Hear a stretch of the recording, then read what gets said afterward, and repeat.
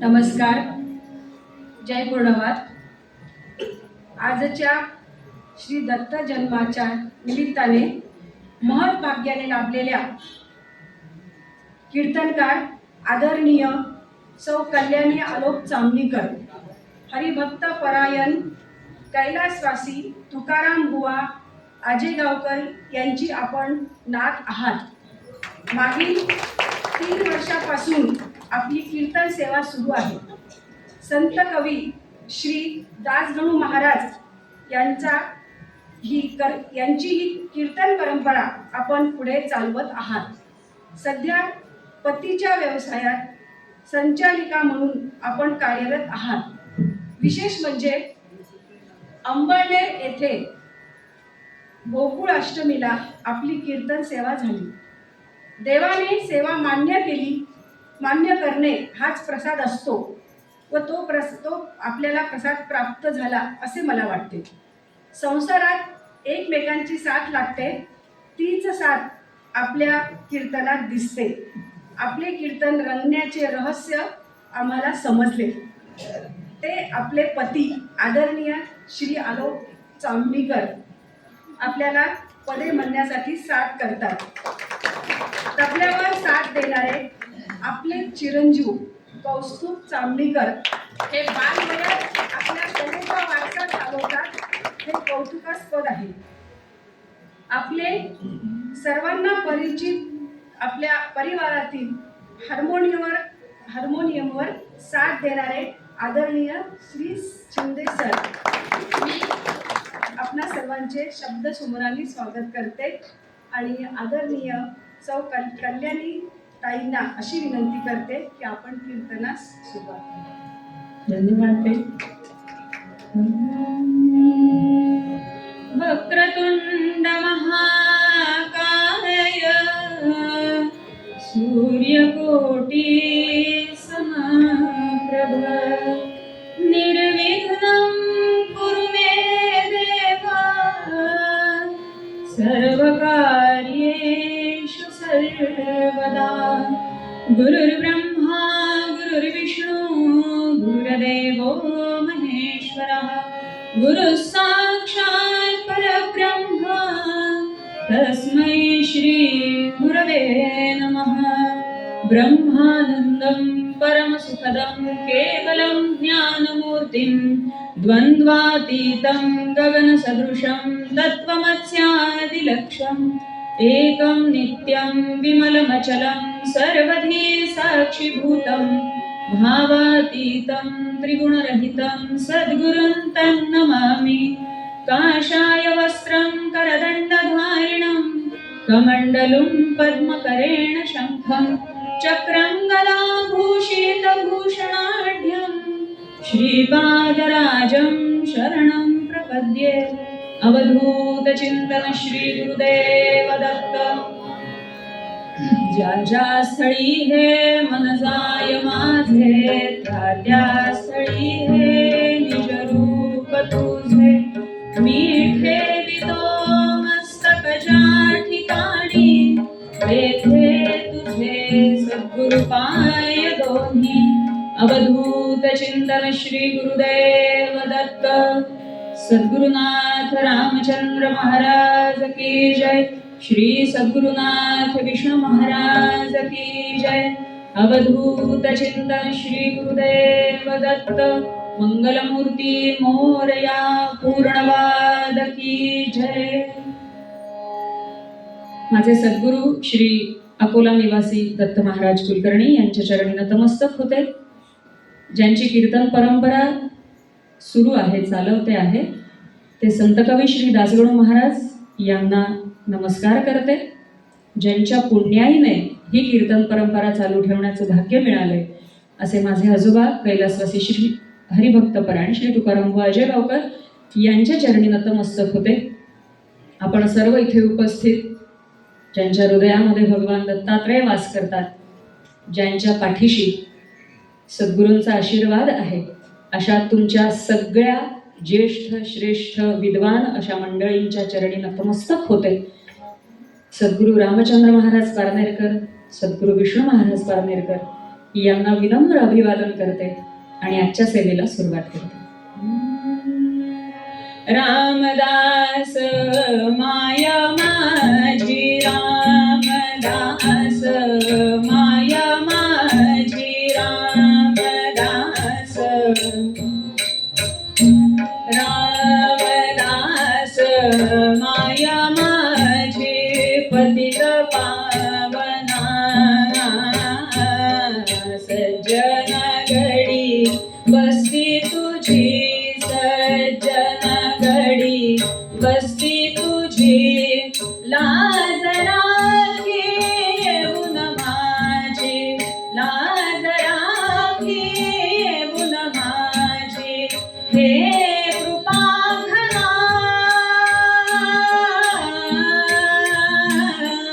रामदास माया माझी, रामदास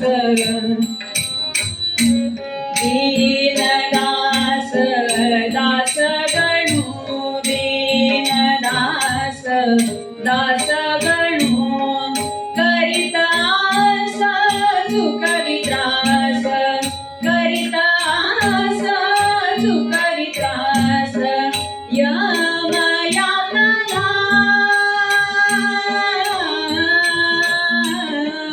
रामदास माया माझी, रामदास माया माझी. कुंडली गवळला हरी विठ्ठल सद्गुरु ज्ञानेश्वर तुकाराम महाराज की जय, सद्गुरु दासगणो महाराज की जय, समर्थ रामदास स्वामी महाराज की जय. जय जय रघुवीर समर्थ.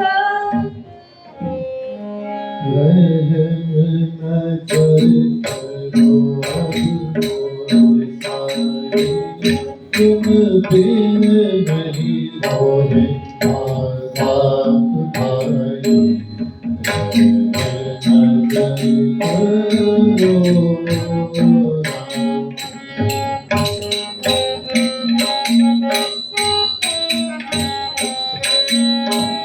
भाई, मैं अंधा हूँ बंधा तुम्हारा, मैं अंधा हूँ बंधा तुम्हारा, मैं ना जानूं अल्लाह जाने,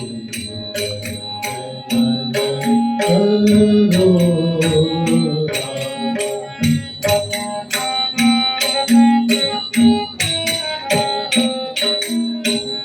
हरी जमाना मैंने गवाया, हरी जमाना मैंने गवाया, साथी अकेला तेरा न कोई,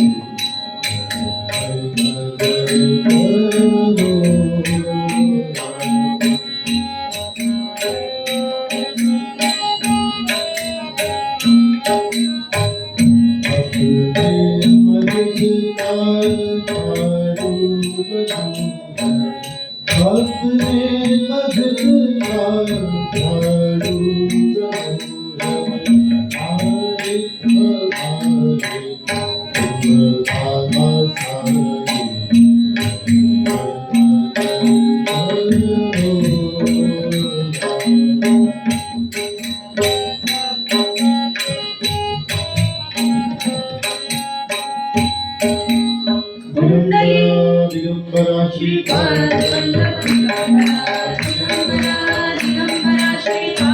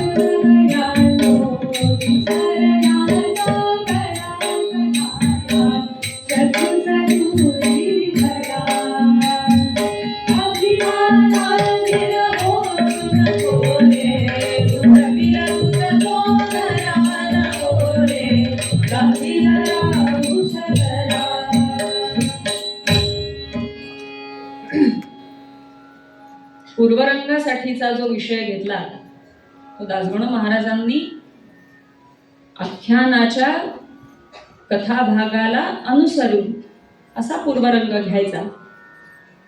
हा जो पूर्वरंग आहे, अभिमानाधीन होऊ नको रे, बुडविल तुझ तो नरा, नको रे गाफील राहूस जरा. फक्त अभिमानाधीन होऊ नको एवढं म्हणून दासगणू महाराज थांबलेले नाही, तर गाफील राहायचं नाहीये हा पण उपदेश त्यांनी केला.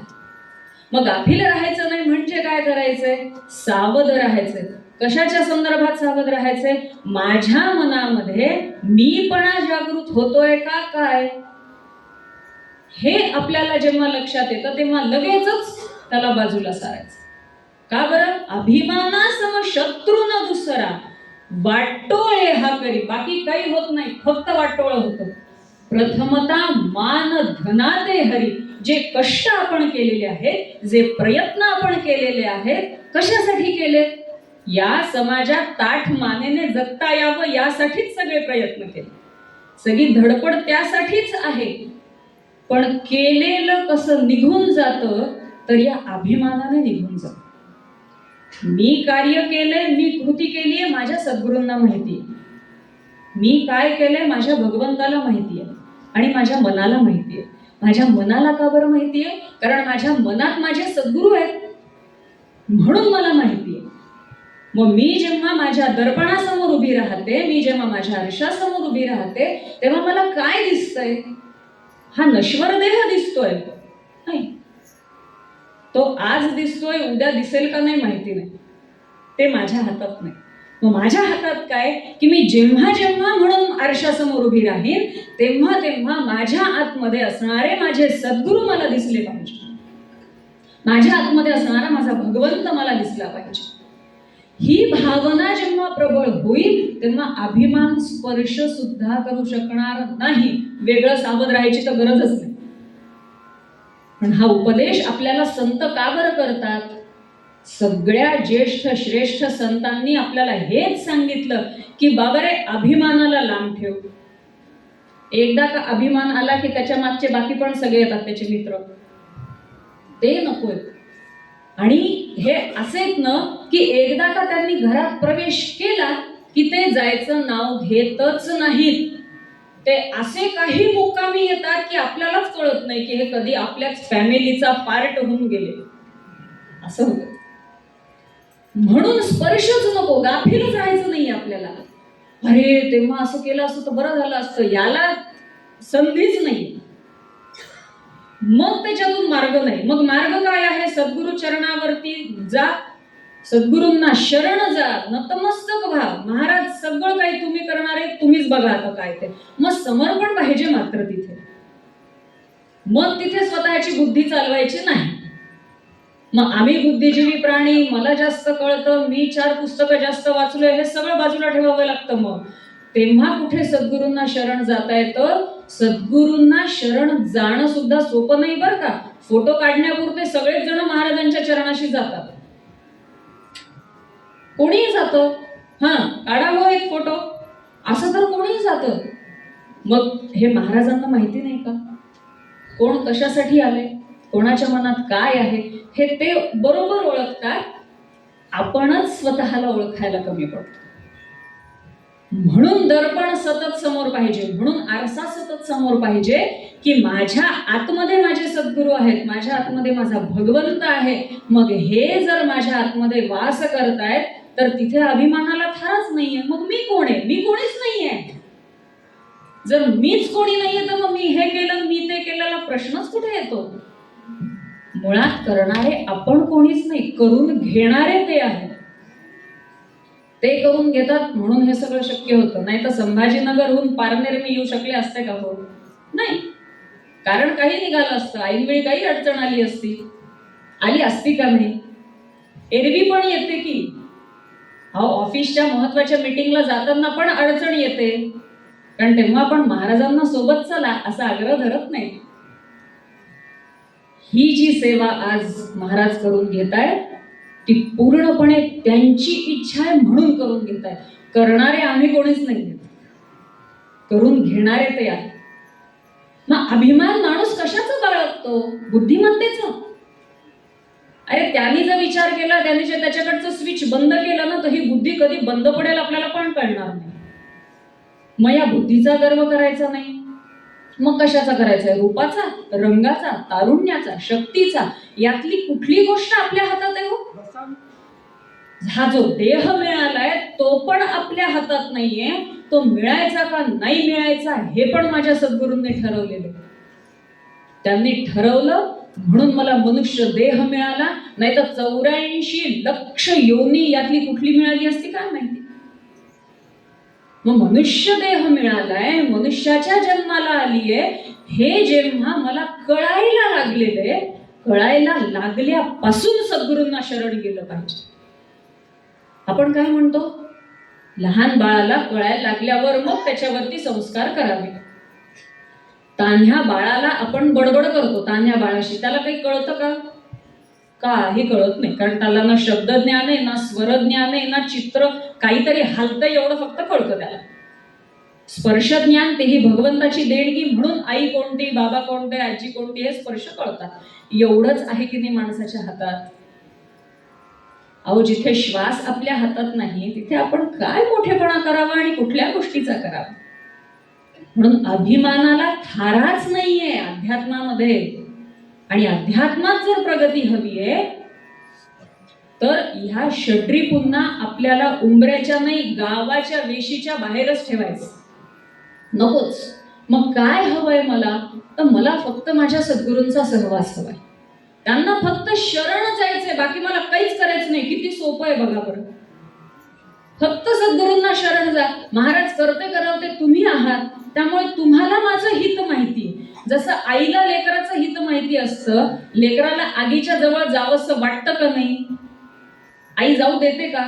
खेचते का नाही मागे त्याला? ते रडतं, ओरडतं, हातपाय आपटतं, खाली पडतं, डोकं आपटून घेतं. आई म्हणते कर काय करायचं ते, मी नाही जाऊ देणार. मग तेव्हा तुम्ही काय आईला वाईट म्हणणार? काय बाई आई आहे, लेकराला आगीजवळ पण जाऊ देत नाही असं म्हणतो का आपण? नाही म्हणत. आई म्हणाल तुम्हाला म्हणायला काय जातं, माझ्या लेकराचे हात भाजतील. मला माझ्या लेकराची काळजी आहे, तशी या लेकरांची काळजी या माऊलीला. त्यांना माहिती आहे ना काय योग्य आहे काय अयोग्य आहे. मग जर एखादी गोष्ट माझ्या सद्गुरूंनी सांगितली की हे करू नकोस, काळ्या दगडावरची रेघ मी करणार नाही. मग मी का बरं करू नको? अमुक एखाद्या चांगल्या कंपनीत समजा मला नोकरी लागणारी असेल, मी महाराजांना सांगायला गेले की अशी अशी मला नोकरी लागतीये. महाराजांनी जर एका शब्दात सांगितलं करू नकोस, काय कमाली महाराजांची. मी एवढ्या ह्याच्याने सांगायला गेले आणि चक्क म्हणतात एवढ्या मोठ्या पगाराची नोकरी करू नकोस म्हणून. बरोबर नाही असं महाराजांचं. हा म्हणण्याचा अधिकार आपल्याला आहे का? बरं, सद्गुरूंचं कसं माहिती का? आई सारखेच आहेत. जा मग एकदा पड म्हणजे मग तुला कळतं. तसं आहे महाराजांचं की जा मग तुला कळेल. मग नंतर रडत माझ्याजवळ येऊ नकोस की महाराज आता मी काय करू, तेव्हा तुमचं ऐकलं असतं तर बरं झालं असतं. असं म्हणण्याची जागा महाराजांच्याकडे नाहीये. ते म्हणतात तुला तेव्हा हिताचं सांगितलं होतं, का नाही ऐकलंस? म्हणून सद्गुरू आज्ञेत राहायचं. मग हा जो मीपणा येतो ना, मला जास्त माहिती आहे, महाराजांना माहिती आहे का मला माहिती आहे? कंपनीत इंटरव्ह्यूला मी गेले होते का महाराज गेले होते? पॅकेज कोणी ठरवलं? मग विचारायलाच कशाला जायचं? आपल्याला जर आपल्यातला ताठरताच आपल्यातली जर कमी करायची नाहीये, तर मग तुम्ही लोकांना सांगायला जाता कशाला, विचारायला जाता कशाला? मग मी केलं, माझ्यामुळे झालं. थोडे दिवस चांगलं वाटतं हो, लोक पण तेवढ्या पुरते हो हो म्हणतात, नंतर माघारी हसायला लागतं.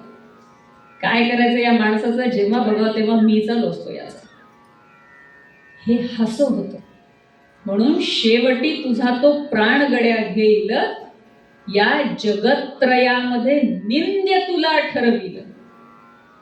आपल्याला जर समाजात ताठमानेने जगायचंय, नावलौकिक कमवायचंय, तर मग तुम्ही जितका मीपणा कराल ना तितके तुम्ही मागे मागे जाल. नावलौकिक होणार नाही, हसं होऊन जाईल तुमचं. मग शेवटी गेल्यावर सुद्धा लोक म्हणतील काय रे बाबा, माणसाने शेवटपर्यंत काही मी सोडला नाही. हेच शब्द सगळे राहणार. आणि असं आहे की या विश्वामध्ये शाश्वत असं फक्त सद्गुरु तत्व आहे, भगवंत आहे. देवाला तर काय आपण कोणी बघितलं नाही. देव दिसण्या इतके आपण पुण्यवान आहोत की नाही हे देखील माहिती नाही. ते सगळं महाराजांना माहिती आहे. मग आपल्यासाठी भगवंत कोणता आहे तर आपले सद्गुरू आहेत. मग सद्गुरूंना हे चांगलं वाटेल का? सद्गुरूंना हे पटेल का? सद्गुरूंना समाधान होईल का? का असं वाटेल की माझ्या शिष्याने माझं ऐकलं नाही, या गोष्टीचं त्यांना वाईट वाटेल का? ह्या गोष्टींचा विचार करा. मी हे केलं, मी ते केलं, मी ते कमावलं, मी 2 मजली बंगले बांधले, मी 4 मर्सिडीज घेतल्या. कोणासाठी घेतल्या? स्वतःसाठीच घेतलं. बरं, त्या आज घेतल्या ते कायमस्वरूपी राहणार आहेत का? हे सगळं सोडून सद्गुरूंच्या चरणाशी विलीन व्हायचंय आपल्याला, बाकी काहीच नाही. लक्ष आपलं ते असलं पाहिजे. प्रपंच हा करावाच लागतो. तुम्ही म्हणाल मग ताई तुम्ही असं म्हणताय मग आम्ही काहीच करायचं नाही का? तसं नसतं. प्रपंच करावाच लागतो. संतांनी प्रपंच सोडून द्या आणि टाळ कुटत बसा असं कुठल्याच संतांनी सांगितलं नाहीये. भगवंताचं अधिष्ठान, सद्गुरूंचं अधिष्ठान आपल्या प्रपंचात असेल तर प्रपंच सुद्धा परमार्थ होतो. प्रपंचामध्ये अनेक अडथळे असतात, हो, अनेक व्याप असतात. आपल्या सगळ्यांनाच माहिती आहे. माझ्यापेक्षा तुम्ही खूप अधिकारी आहात, खूप अनुभवी आहात. मी काय तुम्हाला सांगावं? तुमच्या सगळ्यांच्या संस्कारांमुळे आम्ही आमचा प्रपंच चांगला करू शकतोय. पण या प्रपंचामध्ये परमार्थाची जोड जितकी असेल तितका तो प्रपंच सहज सोपा होतो. हे माझ्यासारख्या तरुणांना, माझ्या पिढीतल्या लोकांना आम्ही हेच सांगत असतो की बाबा रे, प्रपंच हा करायचा आहे, तो काही सुटणार नाहीये. पण त्यात परमार्थाची जर जोड द्यायची असेल तर सद्गुरूंचं अधिष्ठान आपल्यामध्ये असणं हे खूप आवश्यक आहे. सद्गुरूंचं अधिष्ठान तिथेच असतं जिथे षड्रिपू नसतात. स्वच्छ अंतःकरणाने सद्गुरूंना शरण जावं. असं म्हणतात की सद्गुरूंपुढे जाताना आपल्या मनाची, आपल्या बुद्धीची पाटी कोरी असावी. आपण शाळेत जेव्हा नवीन ऍडमिशन मुलं घेतात, कॉलेजमध्ये नवीन ऍडमिशन घेतात, तेव्हा आपण त्यांना नवीन वह्या पुस्तकं का बरं देतो? आधी भरलेले का नाही देत? हे बघ, इथे खाली एक ओळ आहे, इथे तुझं लिहून घे. नाही देत आपण. अहो, असं कसं त्याला अभ्यास करता येईल आधीचं सगळं असताना?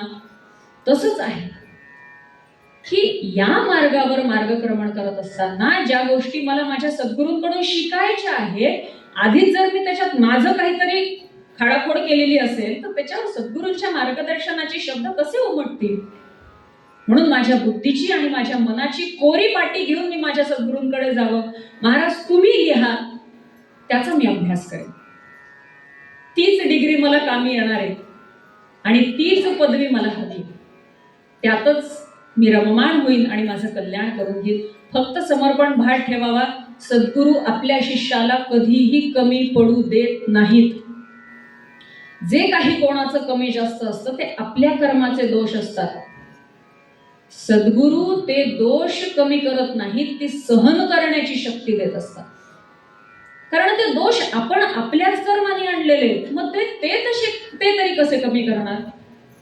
भोग तर भोगावे लागणार आहेत, ते भोगल्याशिवाय सुटका नाही. आपण शास्त्रात ऐकतो, पुराणात ऐकतो, उपनिषदात ऐकतो, वेदांमध्ये ऐकतो, भगवद्गीता सांगते कर्मण्येव अधिकारस्ते मा फलेषु कदाचन. फळाची अपेक्षा करू नको, साक्षात भगवंत सांगतायत.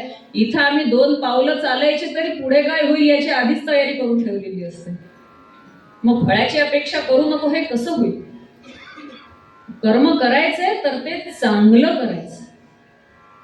मग त्या कर्मामागचा भाव हा हवा की मी जे कार्य करणार आहे, मी जे कर्म करणार आहे, अगदी साधं सोपं जरी असलं, अगदी रोजचं उदाहरण घ्यायचं तर सगळ्या अनुभवी माता माझ्या समोर बसलेल्या आहेत. स्वयंपाक जरी करायचा असला तरी आमच्यावर जे तुमचे संस्कार झालेत की स्वयंपाक करत असताना नामस्मरण करावं.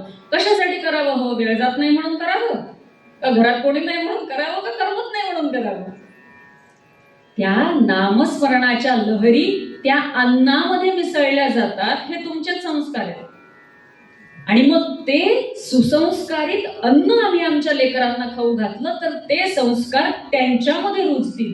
झाडांना आपण चांगलं पाणीच टाकतो की नाही? कुठलं तरी गढूळ पाणी आणून झाडांना, फुलझाडांना टाकत नाही का? तर त्याला फुलच येणार नाही, झाडांना कीड लागेल, झाड कोमेजून जाईल. किती छोट्या छोट्या गोष्टी आहेत बघा. या छोट्या छोट्या गोष्टींमध्येच तत्वज्ञान. वेगळ्या तत्वज्ञानासाठी प्रत्येक वेळेला वेदच उघडले पाहिजेत, उपनिषदच उघडले पाहिजेत असं काही नाही.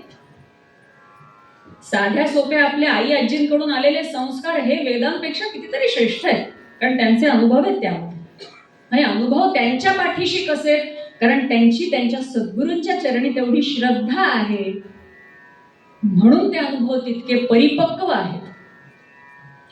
आज माझ्या आजीचा सुद्धा अनुभव मला कामी येतो. आज दत्त जयंतीच्या, खरं तर हे सांगणं इथे योग्य नाही, पण दत्त जयंती हा तिचा वाढदिवस आणि आज तिचा 106वा वाढदिवस आहे. आजही तिला भेटायला गेलं की ती 4 गोष्टी चांगल्या सांगून जाते. ती असा विचार करत नाही की अरे एवढे वर्ष झाले ही संसार करते, आपण काय तेच ते सांगावं. ती तेच सांगते की नीट राहा बर का, नीट वाग बर का, मुलांना चांगलं शिकव बर का. मग मी चिडायचं का की तेच तेच तू एवढे वर्ष झाले काय तेच तेच सांगायला लागलीस. नाही, सद्गुरू जसा आपला उपदेश करतात, सद्गुरू म्हणजे भगवंत, सद्गुरू आणि आई वडील, या 3च गोष्टी या जगतामध्ये अशा आहेत की जे आपलं कल्याण करतात. बाकी काहीही नाही. ना शेजारचे, ना पाजारचे, ना मित्र, ना मैत्रीण, ना कोणीच नाही. फक्त हे 3 तत्व, मी तत्व म्हणेन, व्यक्ती पण नाही, तत्वच आहेत हे. ज्यांच्यामध्ये शक्ती आहे, ज्यांच्यामध्ये सामर्थ्य आहे, असे 3 तत्व, ईश्वर, सद्गुरू आणि आई वडील, ह्या 3 तत्वांनी हा देह बनलाय आणि हे 3 तत्व हा देह चालवतात. म्हणून या देहाचे कर्म जे काही आहेत ते तत्सद कृष्णार्पणमस्तु. का बरं लावलंय आपल्या धर्माने? जे काही केलं भगवंता तुझ्या चरणी, यात माझं काही नाही बरं. हा भाव ठेवला तर आपसुकच चांगलं होईल ना. हो, आपण चोर काय चोरी करून तत्सद कृष्णार्पणमस्तु थोडीच म्हणणार आहे. दरोडेखोर खून करणारे खून करून तत्सद कृष्णार्पणमस्तु म्हणणार आहे? नाही.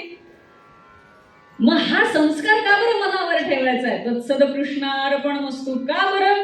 माझ्या हाताने चांगलं कर्म झालं तरच मी ते कृष्णार्पण करू शकणार आहे. म्हणजे आपसुक एक वळण लागलं का नाही शरीराला, मी स्वयंपाक चांगलाच केला पाहिजे. का? माझे लोक जेवणार आहेत, माझे पती जेवणार आहेत, माझी मुलं जेवणार आहेत, त्यांनी चांगलं अन्न ग्रहण केलं तर हे सगळा हा जो प्रपंच आहे तो चांगला होणार आहे. हा चांगला भाव, सतत चांगलं चांगलं चांगलं हे जर ठेवलं ना तरच आपलं चांगलं होणार. म्हणून अहंकार जिथे आला तिथे हा चांगल्याचा भावच दूर होऊन जातो.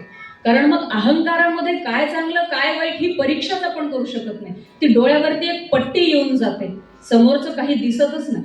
रात्रीच्या वेळेला काळा गॉगल घालून गाडी नाही चालवू शकत आपण, समोरचं काहीच दिसणार नाही.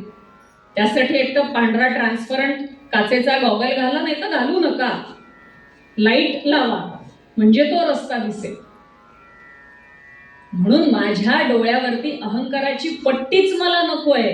म्हणजे काय चांगले आणि काय वाईट याची परीक्षा मी करू शकेल. मग जर कळलं नाही की काय चांगले काय वाईट आहे, सांगणारे कोण? माझे सद्गुरू बसलेत ना, की दादा नाही कळत आहे काय करू, दादा करतात का नाही मार्गदर्शन. पण मग ते ऐकलं पाहिजे, हे देखील तितकंच खरं. पूर्वरंगाचा विषय तसा खूप दीर्घ आहे आणि वेळेच्या अभावी पूर्वरंगाला इथे विराम देते आणि उत्तर रंगामध्ये दत्त महाराजांचा आज जन्मदिवस आहे. तर दत्त महाराजांच्या जन्माचा जो कथाभाग आहे तो आपण आख्यानाच्या स्वरूपात घेऊ.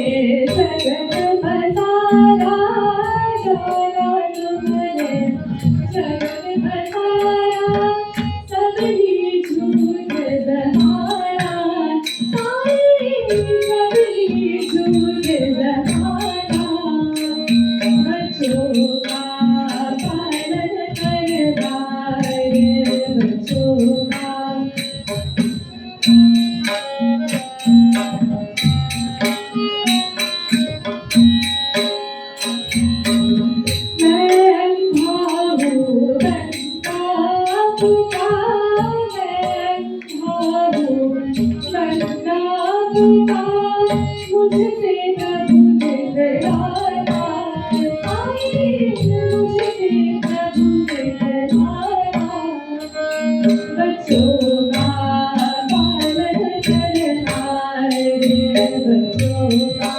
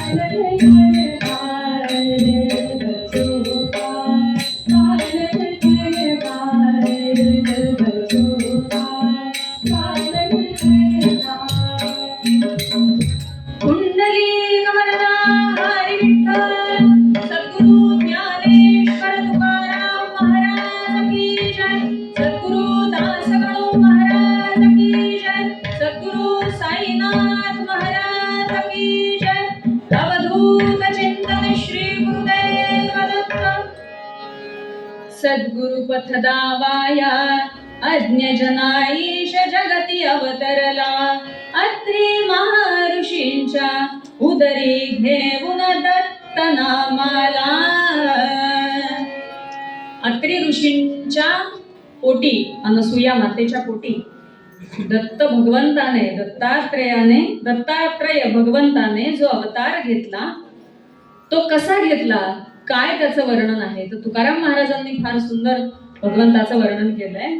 तिलशी रे सहामाद तिलशी रे सहामाद दया मानभान दंडवत दया मानभान दंडवत काठी जोडी बुढेश्वर काठी जोडी बुढेश्वर नित्य साधीचे सारा नित्य साधीचे सारा माथा शोभे जटाभार माथा शोभे जटाभार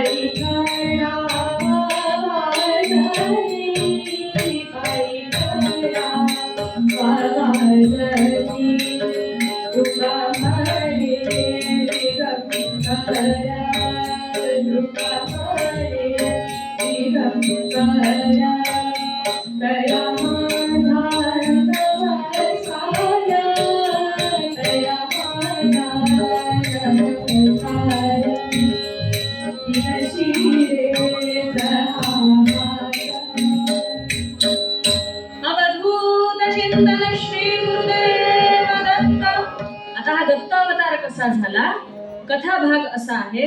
वीणा स्कंधी घेऊन नारदाने गमन केले कैलासी आदराने सत्यलोका वैकुंठी पुढे गेला तिनी देवा वृत्तांत कथन केला तिनी देवा वृत्तांत कथन केला.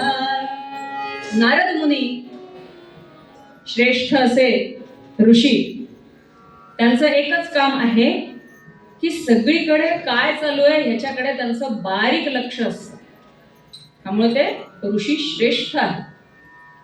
मग हे नुसतं लक्ष ठेवत नाहीत, ते तर ह्या पृथ्वी तलावरती जे काही चालू आहे ते विष्णू लोकात, त्यानंतर शिवलोकात, ब्रह्मलोकात जाऊन सांगायचं की देवा असं असं चालू आहे, सगळं ऑल इज वेल, हे सांगायचं काम नारदांचं. थोडक्यात सध्या आपला जो मीडिया काम करतो की नाही, तेच काम नारदांचं. नारदांची कॉपी करायला सुरुवात केली मीडियाने, फक्त ती कॉपी जरा फारच विभत्स झाली आहे, ते द्या सोडून.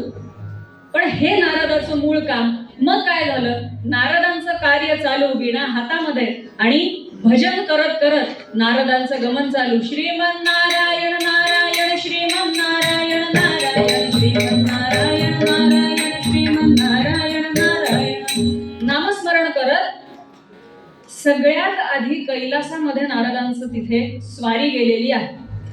भगवान शंकर म्हणतात, काय नारदा, काय अपडेट, काय चालू आहे, काय नाही. सगळं छान आहे म्हणे देवा. एक सांगायचं राहिलं म्हणे की पृथ्वी तलावरती एक अशी साध्वी बघून आलोय म्हणे मी. काय वर्णन करू म्हणे मी तिचं. हा हा हा, काय ते तिचं पतिव्रत्याचं तेज. अक्षरशः सूर्यचंद्र सुद्धा तिच्या आज्ञेत वागतात अशी ही साध्वी आहे म्हणे. काय सांगावं म्हणे तिचं म्हणे. असं कोण आहे म्हणे ती साध्वी. नारद वर्णन करतात, भूवरी सती ती खरी, भूवरी सती ती खरी, विप्र सुंदरी, सगुण गुण खाणी, सगुण गुण खाणी, सत्वा सतीच्या वालिता थकली श्रुती वाणी, अनसुया शोभते नाव पती पदी भाव शुद्ध अत्यंत शुद्ध अत्यंत, स्त्री धर्म सर्व जाणते तीच जगतात, तिज पुढे पाड कवणाचाही नसे, रवी तेज अशा परिणाती हे जसे, सांगता जगती कवणा नाये तसे, त्या परी तियेची स्थिती रमा पार्वती, लघु ठरतील लघु ठरतील, तिज पुढे महेशावधी रोकडे बोल भूवरी. काय सांगू देवा, अनसूया नावाची अत्रि ऋषींची पत्नी, सतत पती आज्ञेमध्ये वागणारी, त्यामुळे तिच्यासारखी पतिव्रता त्रिभुवनात नाही म्हणे. काय ते तिचं तेज. रवी शशी सुद्धा तिच्या आज्ञेत राहतात. तिला उन्हाचा जास्त त्रास होऊ नये म्हणून सूर्य आपलं तेज सांभाळून घेतो, इतकी ती तेजस्वी म्हणे. असं हो म्हणे. काय सांगावं देवा, तिच्या पुढे आपल्या लक्ष्मी माता पार्वती माता पण काही नाहीत म्हणे. असं म्हणले आणि शंकर थोडेसे हसले. चूक इथंच झाली शंकराची. हसलेलं चालत नाही आम्हाला. ते हसले आणि सगळी गडबड झाली. पार्वती माता शेजारीच होत्या. आता नारदांनी एवढं म्हणलं तिथे दुखलं नाही हो, इकडे हसले म्हणून जास्त दुखलं. म्हणे नारदा, आमची बरोबरी करताय तुम्ही तिच्याशी. देवांगना आम्ही तिघी आमच्या पुढारी, हावानी नारदंखी कशी मर्त्य नारी, मोरास काय कधी कुक्कुटला जवील, रत्नास गार लघुता कधी गाणील. आमच्यापेक्षा ती श्रेष्ठ आहे. त्या मर्त्य लोकातली ती नारी आज ना उद्या जिचं अस्तित्वच राहणार नाहीये, तिची बरोबरी तुम्ही आमच्याशी करताय, या शक्तीशी करताय. काहीतरी वाटलं पाहिजे नारदा तुम्हा. म्हणे आईसाहेब जे आहे ते सांगितलं म्हणे. आणि त्यात शंकर भगवान हसले. बरं, ही परिस्थिती फक्त शिवलोकातली नाही, बाकी दोन्हीकडे पण हेच रिपीट झालं. त्याच्यामुळे जास्त मग आले ग्रुपवर एकत्र, संगनमत झालं तिघींमध्ये. म्हणे आता काहीतरी करायला पाहिजे म्हणे. आपल्या तिघींपेक्षा ती श्रेष्ठ, असं कसं शक्य. म्हणे एकतर नारदाची बातमी खोटी आहे, काय आहे काय नाही ते बघायला पाहिजे. आणि त्यात पुन्हा आपले पती हसले म्हणजे आम्हाला कमी लेखतात. कमी नाही लेखायचा, शक्ती आहे, कमी नाही लेखायचं. तुम्ही बरोबरी करता वगैरे सगळं ठीक आहे, कमी नाही लेखायचं आम्हाला. असेल एवढं म्हणायचं, सोडून द्यायचं. मग आल्या तिघी जणी एकत्र. मग तिघी जणींनी संगनमत ते करोनी, अनसूयेचे सत्व पाहण्या लागुनी विधी हरिहरा पाठविले. आता यावरती एकच उपाय, तिघींनी मिळून ठरवलं काय करायचं, आपल्या तिघांनाही पाठवायचं आणि तिचं सत्व हरण करायचं. याच्याशिवाय काही पर्याय नाही. ती आमच्यापेक्षा श्रेष्ठ आहे का, ठीक आहे, तिच्यातलं श्रेष्ठत्वच आम्ही कमी करू. आता हे ऐकल्यानंतर भगवंतांनी लगेच तयारी दाखवली का हो, त्यांनी समजवण्याचा प्रयत्न केला. शंकर म्हणे पार्वती हट्ट ना करी, अनसूया थोर अधिकारी, करू नको तिची बरोबरी. मत्सर काजवा जसा दीपाचा करी, बाष्पान भुंकण्या लागे, पंथात गजपती बरी. त्या परी तुझा हा यज्ञ समज अंतरी, धाडसी कशाला तेथे, गणू म्हणे बसू दे घरी. अगं काय वेडेपणा करतेस म्हणे, उगाच असं काही करू नकोस, काही करता काही होऊन बसेल भलतच. माहिती नाही म्हणे, ती खूप अधिकारी आहे, तुला काही माहिती नाही. प्रचंड तिचं तेज आहे, तिचा अधिकार काही कमी नाहीये, असं काही करू नकोस म्हणे. ठीक आहे, नारदाने सांगितलं इथपर्यंत विषय संपवायचा, पण आम्ही विषय संपवत नसतो ना, ठेच लागली आहे. मग खरं खोटं झालंच पाहिजे, मी नाही तर ती, एकच कोणीतरी. खूप प्रकारे समजवलं, असं करू नकोस, निदान मला तरी या सगळ्याला ओढू नको. पण नाही, जायचं म्हणजे जायचं. आता हेच तिकडे विष्णू भगवंतानेही समजून बघितलं, इकडे ब्रह्मदेवानेही समजून सांगितलं, नाही आमचं ठरलंय, जायचं म्हणजे जायचं, आम्हाला निकाल पाहिजे, एक तर ती नाही तर आम्ही. मग तुम्ही सांगा, ती श्रेष्ठ नाही, आम्ही संपवतो. नाही, देव म्हणतात असा वेडेपणा करू नका बाबांनो. कशासाठी हा अभिमान घेऊन बसला? म्हणा ना ती श्रेष्ठ आहे, तुमचं थोडीच काही सत्व कमी होतंय. पण नाही, अभिमान आहे ना आमचा, मग आम्हाला काय ते खरं खोटं करायचं. सगळ्या बाजूने समजून सांगितलं, पण काही उपयोग झाला नाही. मग आता काय करायचं, शेवटी तिघांनीही ठरवलं की आता पर्याय नाही, जावं तर लागेल. मग आले तिघ जण, तिघांनीही वेश धारण केला आणि अत्री ऋषींच्या आश्रमाच्या तिथे आले. भूवरी विधी हरिहर आले, सत्वरी धरुनिवेश, सत्व साध्वीचे पाहण्यास अंगणी. तिथे आले, वेश धरून आले आणि माते भिक्षान देही, ऋषींचं रूप घेऊन गेलेले तिथे आणि मातेला भिक्षा वाढायला सांगतायत की माते भिक्षा वाढ. अनसूया माता बाहेर आली. अत्री ऋषी तपश्चर्यासाठी म्हणून गेलेले होते काही काळासाठी. बसा म्हणाले मुनी, भिक्षा वाढते. ऋषी म्हणतात ते नाही, आमची एक अट आहे, भिक्षा तर हवी आहे पण एक अट आहे. म्हणे काय, तू नग्न होऊन आम्हाला भिक्षा वाढावीस, ही आमची अट आहे, तरच आम्ही भिक्षा घेऊ, नाहीतर आम्ही माघारी चालू. आता धर्मसंकट आहे, परपुरुषाच्या समोर विवस्त्र रूपाने जायचंय. अहो किती श्रेष्ठ ऋषी असला तरी.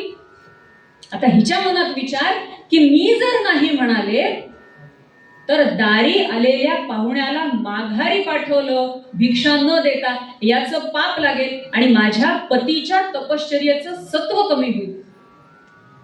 हा विचार पूर्वीच्या काळी होत होता हो, आता त्यातलं काहीच राहिलं नाही.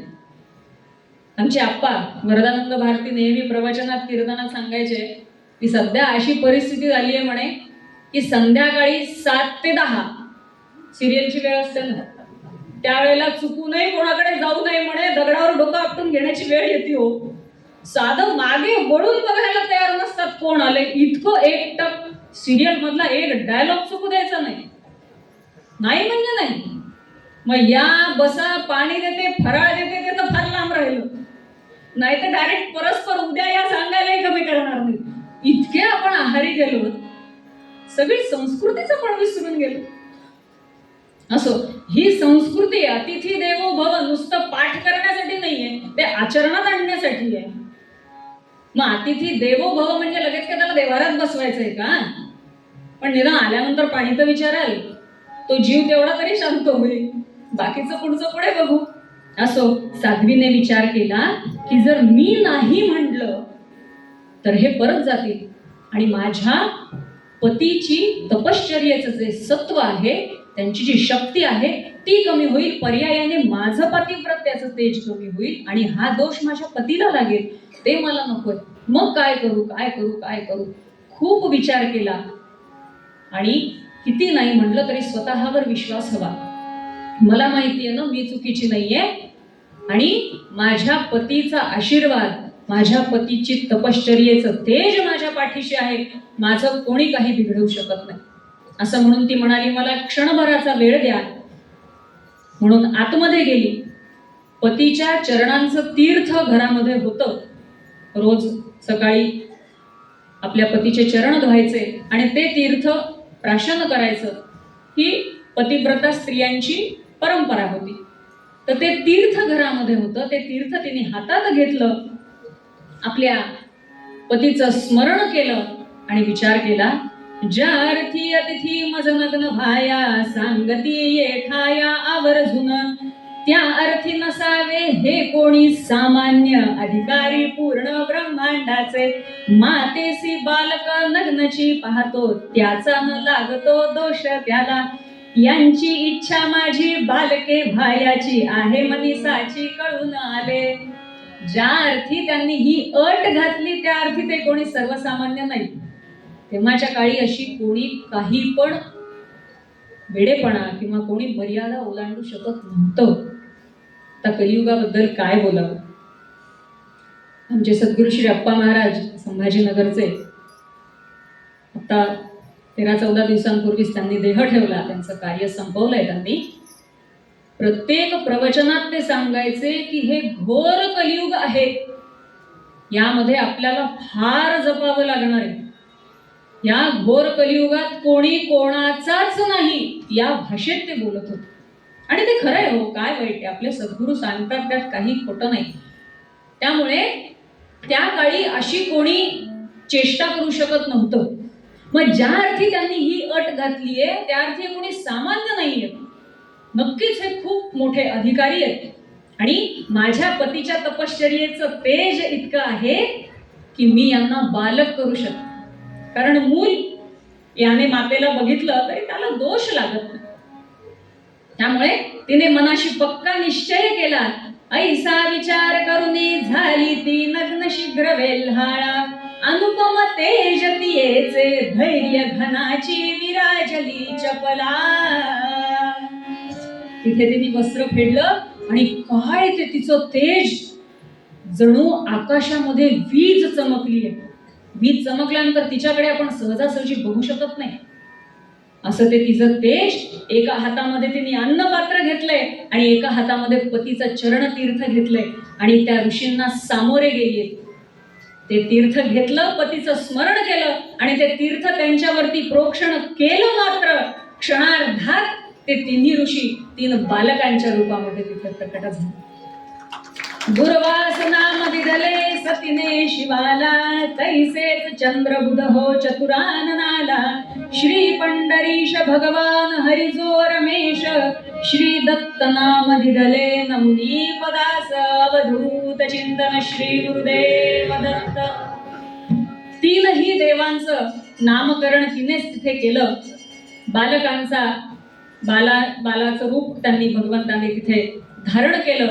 पटकन तिने आपलं वस्त्र नेसलं आणि त्या 3ही बाळांना अमृत प्राशन करण्यासाठी म्हणून तिने आपल्या जवळ घेतलं. आता इथपर्यंत तर आहे. पुढे थोड्या वेळाने अत्रि ऋषी आश्रमात आलेले.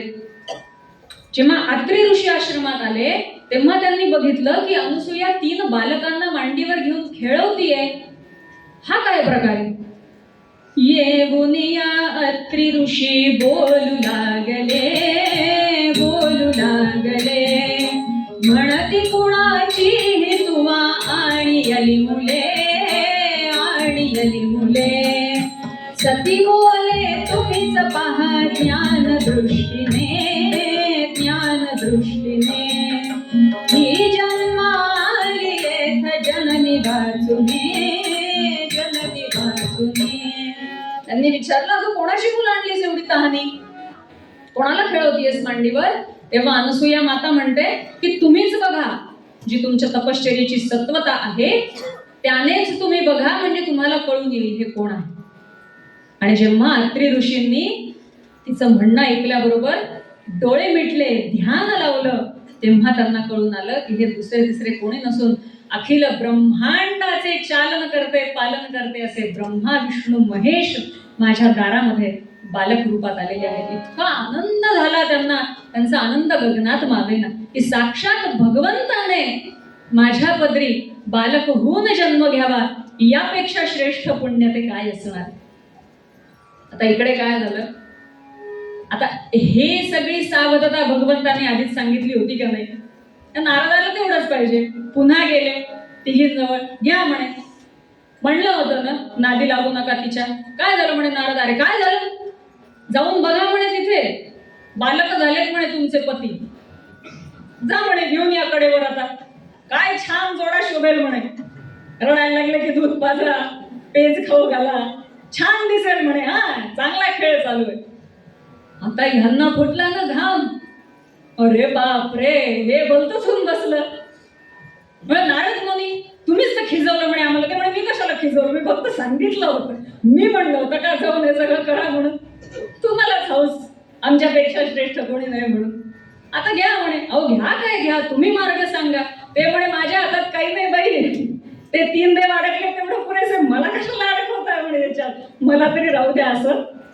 नाही आता काय करायचं म्हणे, आता एक काम करा, एकच पर्याय याच्यावरती जा आणि अनसुया मातेचे पाय धरा की आई चूक झाली आमच्याकडून, आम्ही तुला कमी लेखलं, कृपा कर आणि आमचे पती आम्हाला परत कर.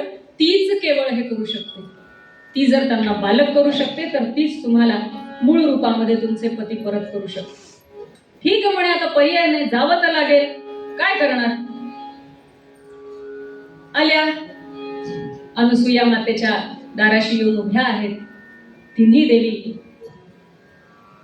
आता विचार करतायत आतमध्ये जावं का नाही. एकतर प्रसंग असा झालेला आहे, अजून काही झालं अघटित तर काय करणार. चिंता लागली त्यांना सुद्धा, काय करायचं विचार करायला लागल्या. आणि विचार करतायत हे काही मातेला कळलं नसेल का. अनसुया मातेने आतून लक्ष दिलं आणि दारावरती स्वागतासाठी गेली अनसुया माता. तिघींनाही प्रणाम केलाय आणि त्यांना सांगितलंय निर्भय मनाने तुम्ही आतमध्ये येऊ शकता, मी तुम्हाला काहीही करणार नाही, घाबरू नका. या तिघींनी सुद्धा पार्वती माता, लक्ष्मी माता, सावित्री माता तिघींनीही आतमध्ये प्रवेश केला आणि अनसुया मातेचे चरण घट्ट धरले. माते आमची चूक झाली, आम्ही स्वतःच्या अभिमानाने इतके अंध झालो होतो की आम्ही तुला कमी लेखायला लागलो, त्यामुळे आम्हाला क्षमा कर आणि कृपा करून आमचे पती आम्हाला परत कर, नाहीतर फार अवघड होऊन बसेल. अनसुया माता म्हणते एवढंच ना, हरकत नाही, तुम्हाला तुमच्या कृतीचा पश्चाताप झाला हे मान्य आहे, पण असं आहे म्हणे की आता ते माझे बालक आहेत आणि मी त्यांची माता आहे. शेवटी आईपासून लेकरू दुरावतं, हा त्रास तर आईला होणारच. जे काही घडलेलं असेल नसेल, झाली वेळ. त्यामुळे ती म्हणे हरकत नाही, पण या तिघींचा पश्चाताप आणि शेवटी कल्याण याच्यातच आहे की सगळं पूर्ववत व्हावं आणि सृष्टीच्या चालन पालनामध्ये काहीही अडसर येऊ नये, म्हणून तिने पुन्हा आपल्या पतीचं चरणतीर्थ घेतलेलं आहे, त्यांना नमस्कार केला आणि ते तीर्थ पुन्हा त्या बालकांवरती प्रोक्षण केलं. त्या बालकांवरती प्रोक्षण केल्याबरोबर पुन्हा ब्रह्मा विष्णू महेश आपल्या मूळ रूपामध्ये ते प्रकट झालेले आहेत.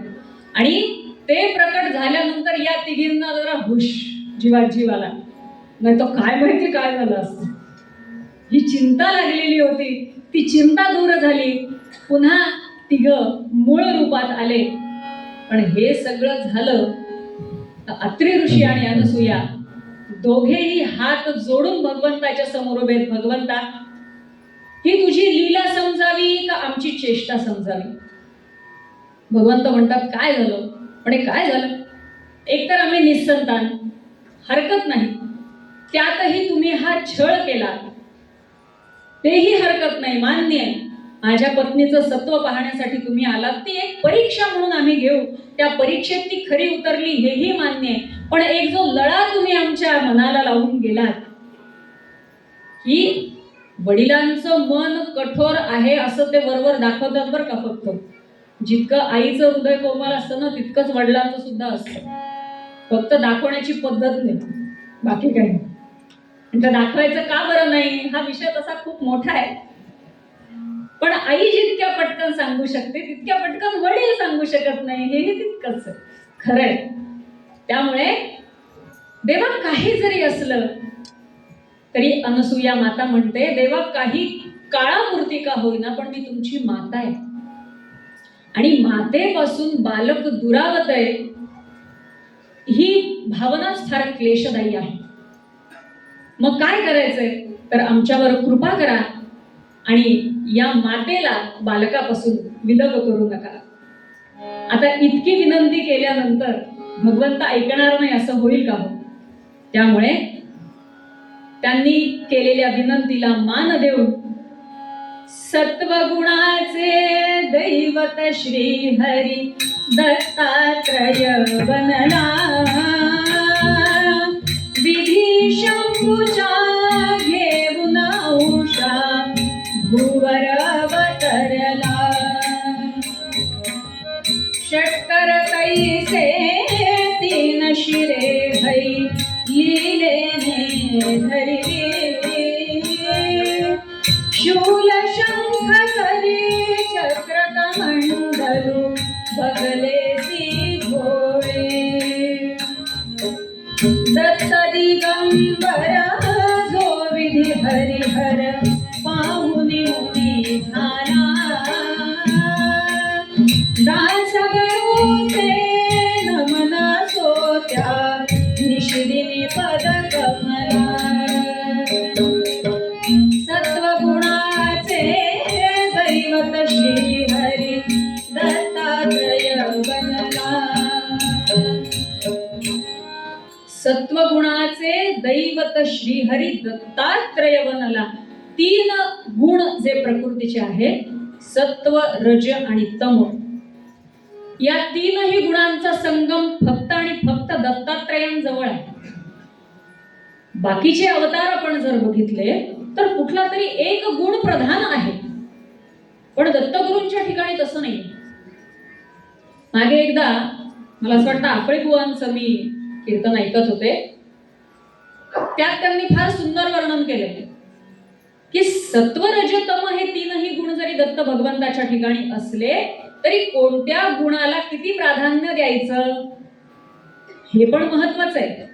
म्हणून सत्व गुणाचे दैवत श्रीहरी आहेत. भगवान विष्णू जे आहेत ते सत्व गुणांचे दैवत आहे. म्हणून मध्यभागी पूर्ण रूपामध्ये आपल्याला जे दिसतात ते सत्वगुण रूपी भगवान आहेत.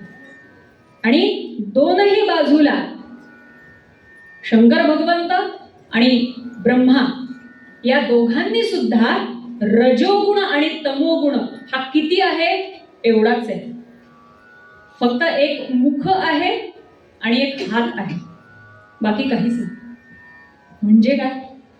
आम्हाला सुद्धा, आम्ही जर दत्तात्रयांचे उपासक आहोत, आम्ही जर दत्तात्रयाची आराधना करतोय, तर आम्ही सुद्धा हे फॉलो केलं पाहिजे, तर आम्ही उपासक आहोत. मग ज्या अर्थी भगवंतांनी हे सांगितले त्या अर्थी त्यातही काहीतरी अर्थ आहे. म्हणून प्रधान गुण आपल्याला सत्वगुण ठेवायचा. रज आणि तम हे तेवढ्या पुरते, पूर्ण सात्विक सुद्धा कलियुगात काही कामाचं नाही. ऋषी मुनी संत वगैरे सगळं खरंय, पण संतांना काय कष्ट भोगावे लागतात आपल्याला माहिती. आपण कथा ऐकलेल्या आहेत, अनुभवही बऱ्याच जणांनी घेतलेला असेल. खूप कष्ट भोगावे लागतात हो. मग पूर्ण तुम्हाला जर सत्वगुणी राहायचं असेल तर तितकी सहनशीलता हवी तुमच्या, आणि जर ती नसेल तर रजोगुण आणि तमोगुण थोडासा तोंडी लावायला घेतो की नाही, पण ठेचा पोळीसोबत पूर्ण ठेचा नसतो. पोळीसोबत ही छानशी भाजीच असते, कधी गोडा मसाला घातलेली, कधी नुसतंच तिखट घातलेली. अशी ही भाजीच छान लागते, वरणच छान लागतं, आमटीच छान लागते. ठेचा हा फक्त तोंडी लावायला असतो. तसा आपल्यातला जो रजोगुण आणि तमोगुण आहे तो पण एवढासाच हवा, जिथे गरज आहे तिथे. पण कुठे गरज आहे ते सुद्धा समजायला हवं. थोडक्यात काय, आम्ही बुद्धिजीवी प्राणी आहोत, तर त्या बुद्धीचा उपयोग आम्ही कुठे आणि कसा करायचा हे देखील आम्हाला कळलं पाहिजे. असे हे दत्तात्रेय भगवान, त्यांनी अत्रि ऋषी आणि अनसूया माता या दोघांच्याही समोर आपलं ते रूप प्रगट केलेलं आहे. हेमंती मृगशीर्षी संध्याकाळी प्रदोष समयाला पदनत रक्षक ऐसा दत्त प्रभू पौर्णिमेस अवतरला. अवधूत चिंतन श्री गुरुदेव दत्त. आता अवतार घेतला भगवंताने इतपत खरे.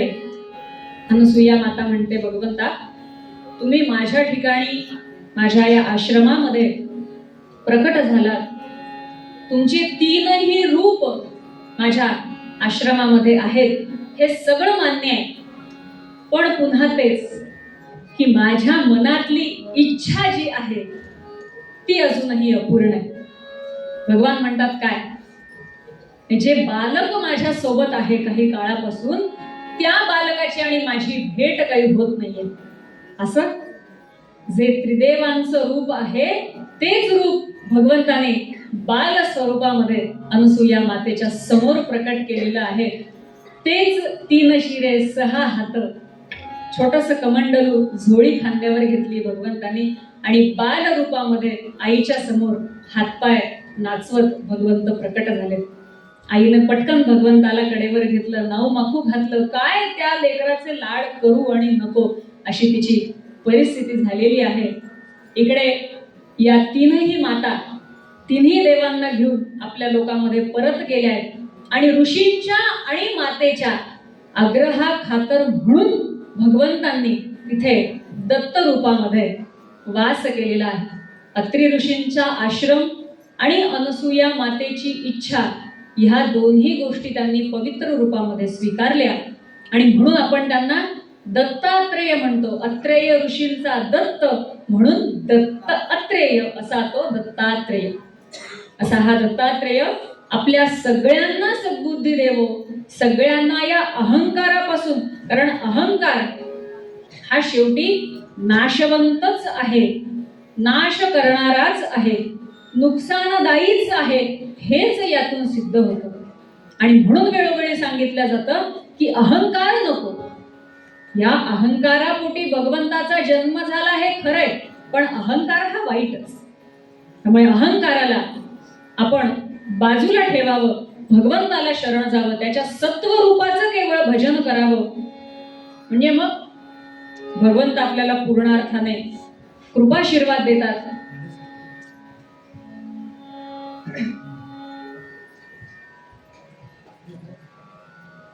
सद्गुरूंच्या रूपात आपल्यावरती त्यांची कृपादृष्टी अखंड असते. आपल्या सद्गुरूंच्या ठिकाणी सुद्धा बघा, सत्वगुण हा प्रधान आहे. आपले सद्गुरू कधीच आपल्यावरती रागवत नाहीत किंवा आपल्याला तुसडेपणाने वागवत नाहीत. आपण कसे जरी वागलो ना तरी त्यांच्याजवळ प्रेमच आहे, त्यांच्याजवळ करुणाच आहे. आणि या प्रेम आणि करुणेने परिपूर्ण असलेले, ओतप्रोत ज्यांच्यामध्ये प्रेम आणि करुणा भरलेली आहे, असे हे आपले सद्गुरू, ज्यांच्यामध्ये भगवान दत्तात्रेयांचा वास आहे. मग त्यांना कधी क्रोध येत नाही का? येतो. कधी कोणाबद्दल मनात राग वाटत नाही का? तर वाटतो.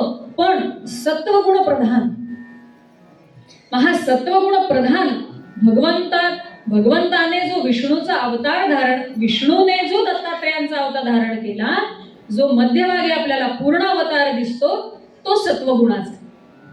म्हणून रज आणि तम हे तेवढ्यापुरते ठेवून, जिथे गरज आहे तिथे घेऊन, सत्वगुणाचं आपण जास्तीत जास्त उपासना सत्वगुणाची केली पाहिजे आणि ती सतत केली पाहिजे. ही आठवण देणारा अवतार म्हणजे भगवान दत्तात्रेयाचा अवतार.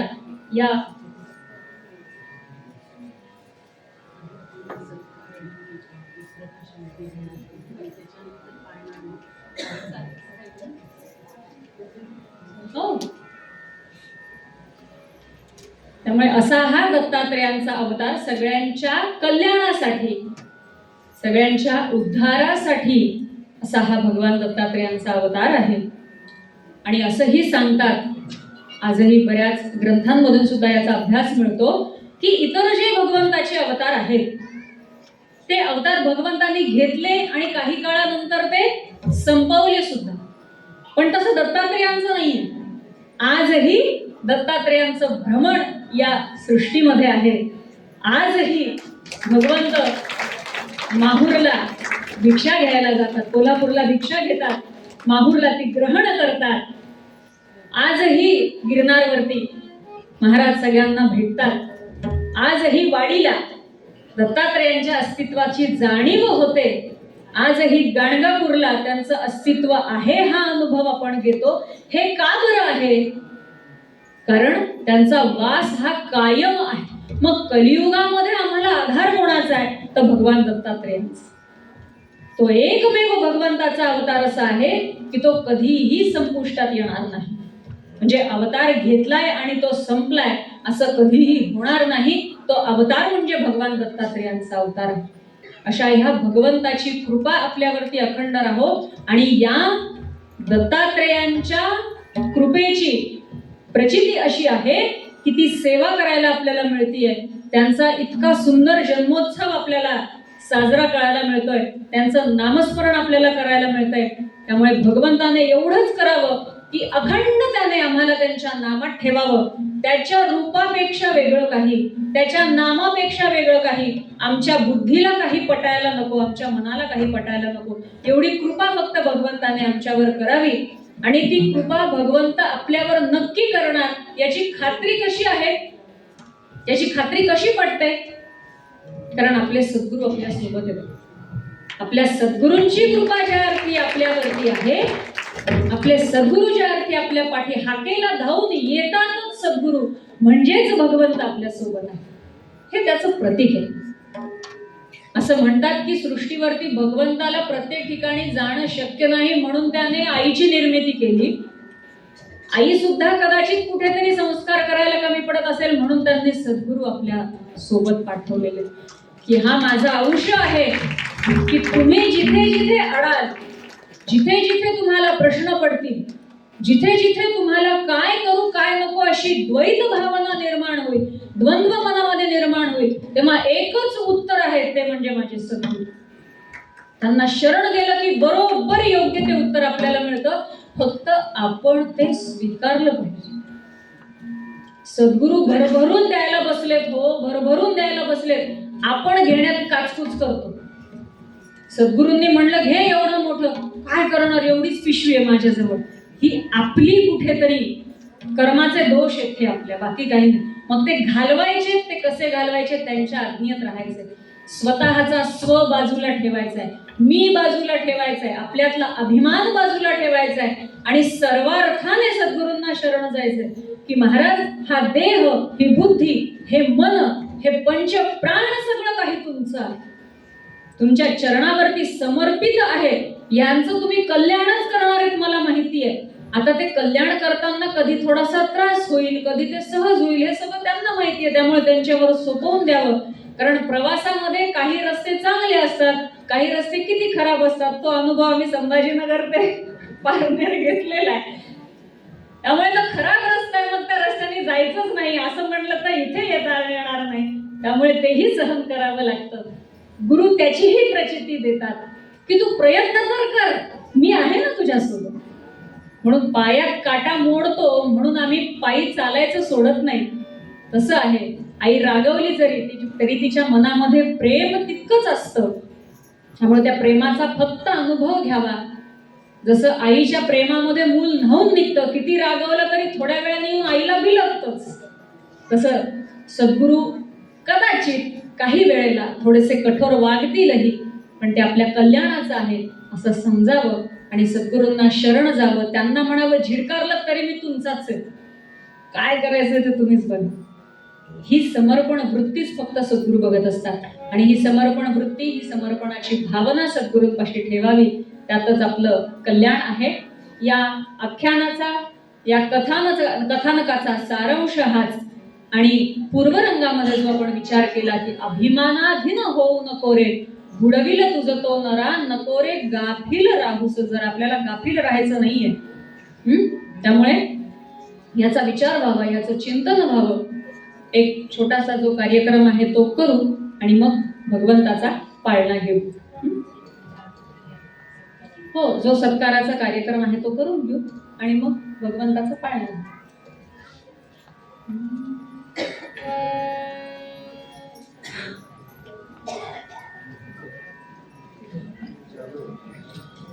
धन्यवाद आदरणीय कल्याणीताई.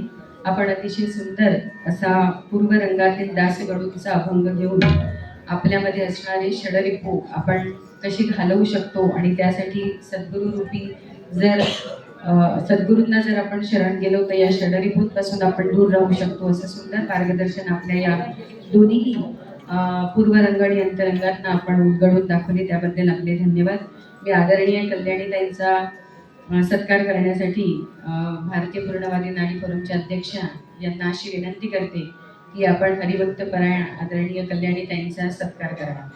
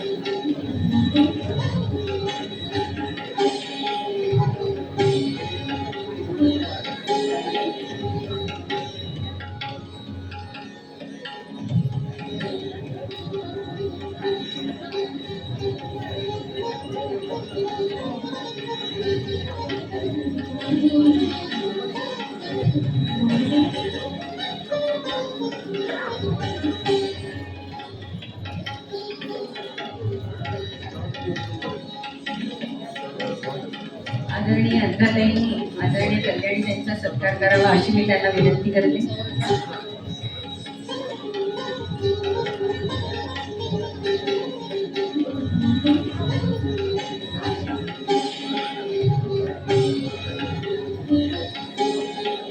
तसेच कस्तुरी जांभळीकरचा पण आपण सत्कार करावा अशी मी आपणास विनंती करते.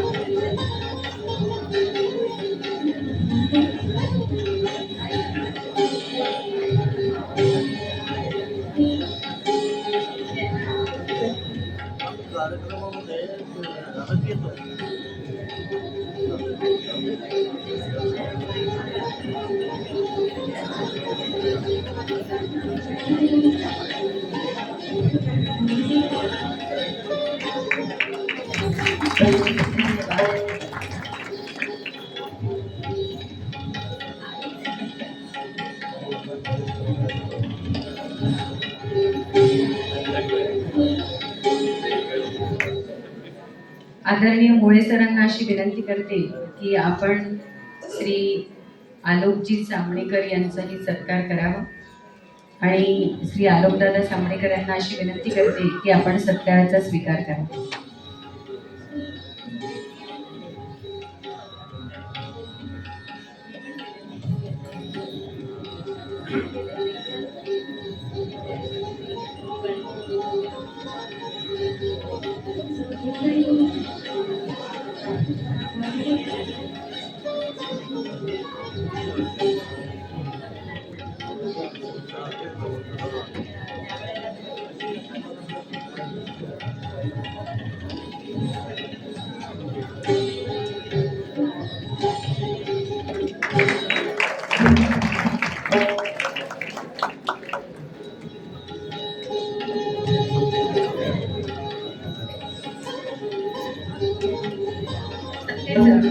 मोरे सरांना अशी विनंती करते की शिंदे सरांचाही आपण सत्कार करावा आणि चिरंजीव कौस्तुभ याचा पण आपण सत्कार करावा.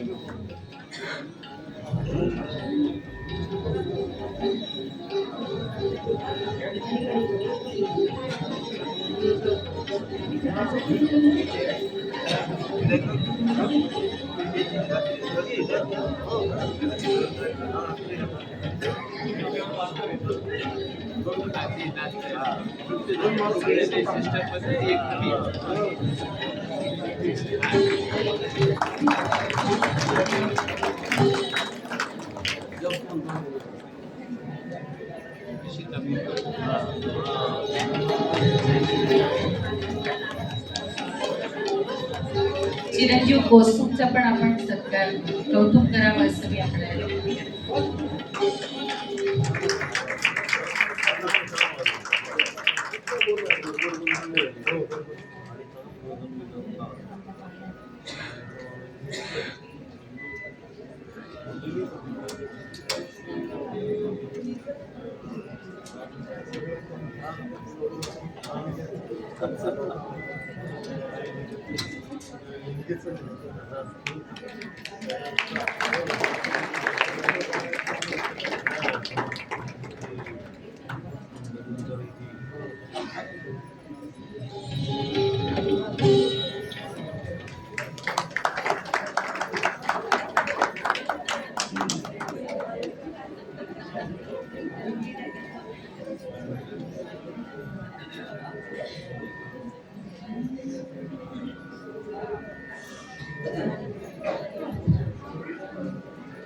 लवकरच आदरणीय कांतादादांचं आगमन होत आहे, पण तत्पूर्वी आपण पाळणा घेऊन मध्ये येणारा गॅप आपण बघू शकतो. बरोबर.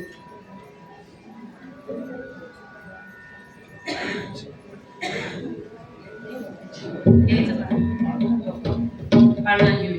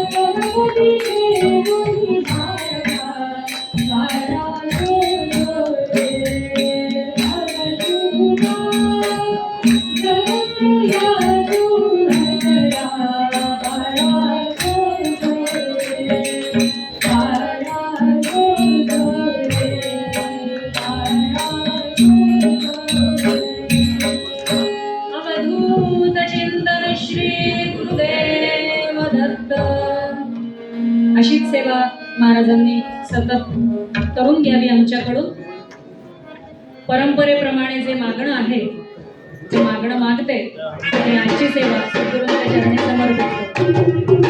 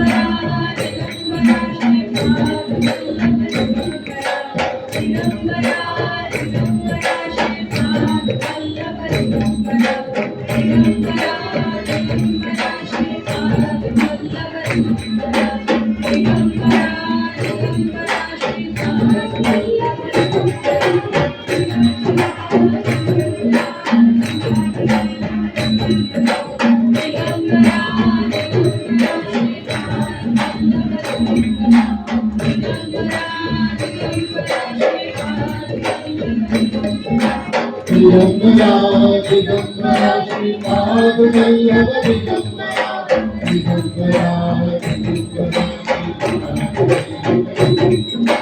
दिगंबरा दिगंबरा श्रीपाद दिगंबरा दिगंबरा श्रीपाद दिगंबरा श्रीपाद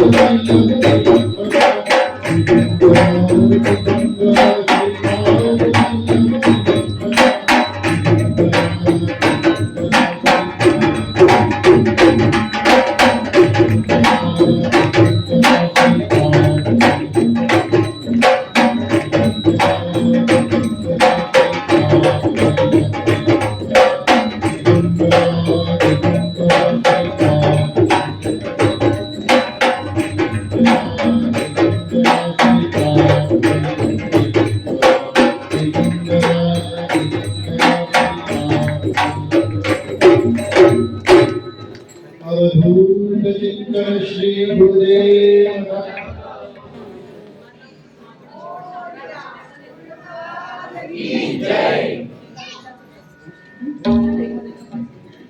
हो चालेल.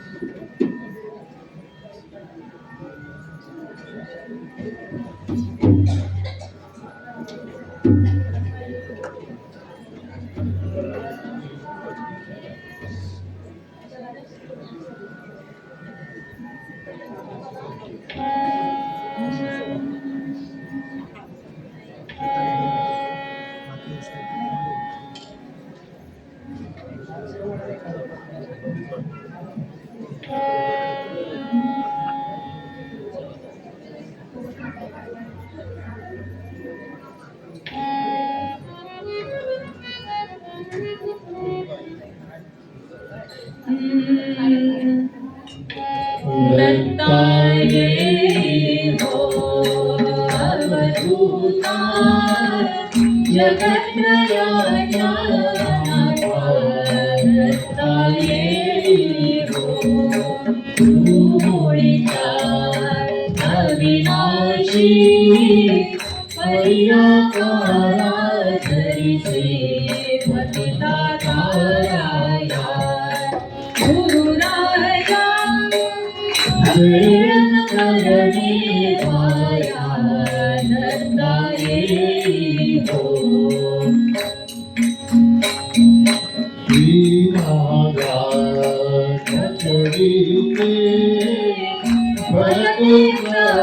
भासविते तुझिया सत्स्वरूपा आम्हासी किमपि न मधुरेते दत्ताये हो अवधूता जगत्रयाच्या नाथा दत्ताये हो ब्रह्मांडी प्रत्येकाच्या पिंडी परिवेमा करते अज्ञाने मायावश जीवाते दत्ताये हो अवधूता जगत्रयाच्या नाथा दत्ताये हो यासाठी उपासना कधी तुझी वाना कृतार्थ मायासी म्हणत गणू या होत गुण देशी दत्ताये हो अवधूता जगत्रयाच्या माता दत्ताये हो अनंत अपराधाच्या राशी पोटी घालणे देवा पोटी घालणे महान पापी मी मत करी तू आपुला म्हणणे प्रतीक भावन ऐसे अपडा नाम धरिलेसी देवा नाम धरिलेसी आता पतिता